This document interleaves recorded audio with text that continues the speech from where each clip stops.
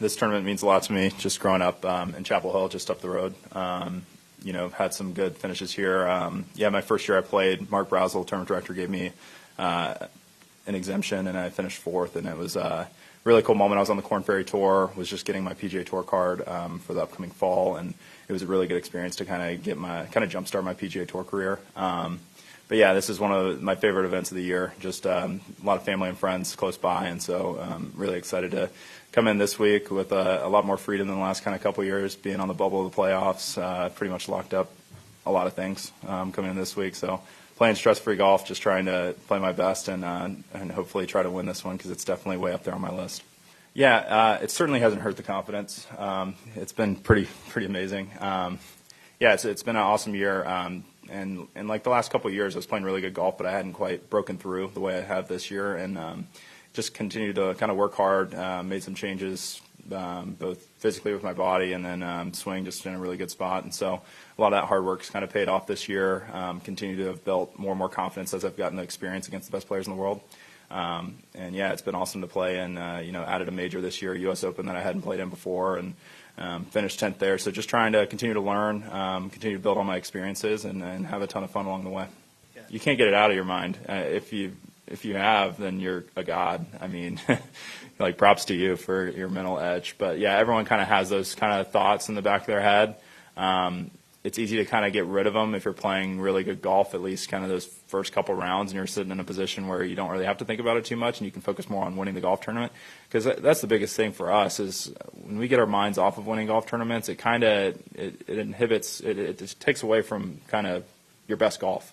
You start thinking about other things, and the more you can focus on winning, you're actually concentrated on staying aggressive and hitting really good, high quality shots. And so, I remember, I guess for the guys this week that are on the bubble, you just got to have the most focus ever and just try to lock in and try not to get distracted by the external things. Yeah, importance of rest.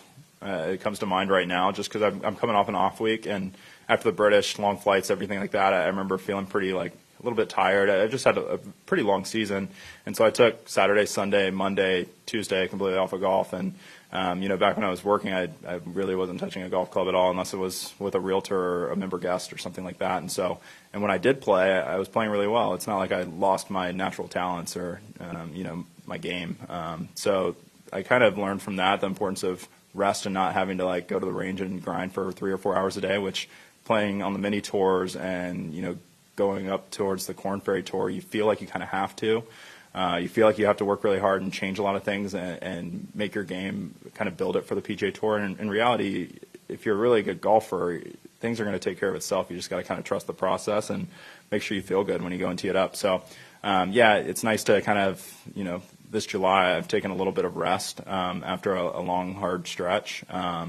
I played the Open Championship. Unfortunately, didn't make the weekend there by a shot, but was playing good golf. I just had a couple of bad swings, and I've taken 2 weeks of the last 3 weeks off, so it's actually really nice to have a little refresher going into the playoffs and feel like I can kind of get back in the mix and build on each of these weeks.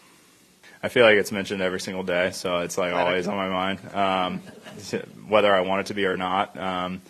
And look, I've said it tons in interviews and stuff. If I just do the right things each week, and this week in particular, if I play really well and just focus on winning, the byproduct of that's going to be making that Ryder Cup team, and same with each week in the playoffs. And the more I kind of look at rankings or whatever, it's not going to help me. The only thing that can help me is playing extremely good golf against the best players in the world every single week. And if I do that, it's going to take care of itself. And so, it'd be an honor to be on that team. It's something everyone I think that's around, that's American at least, and in the mix of being on that Ryder Cup, everyone dreamed of it as a kid.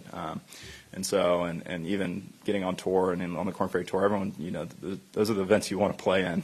You want to represent your country. It's just a tremendous honor. And, I want to make sure, my game, I can't just sit here and hope to get on that team. I need to continue to play really good golf because even if I was to, not play well and still be on that team, I want to be playing really well when I'm at the Ryder Cup. So I got to continue to do the right things right now and build these next month and a half stretch leading into Bethpage to where I'm playing really elite golf and I can beat Rory McIlroy and I can beat Jon Rahm and Tyrrell Hatton. I want to have that mindset when I get there, and I don't want to just sit here on the sit here on a boat and just relax and cruise into Bethpage. I've got to keep the pedal down, without a doubt. And I'm excited for the challenge. I'm excited to tee it up each and every day and challenge myself and try to make birdies on the hardest holes out here. And that's all I can do.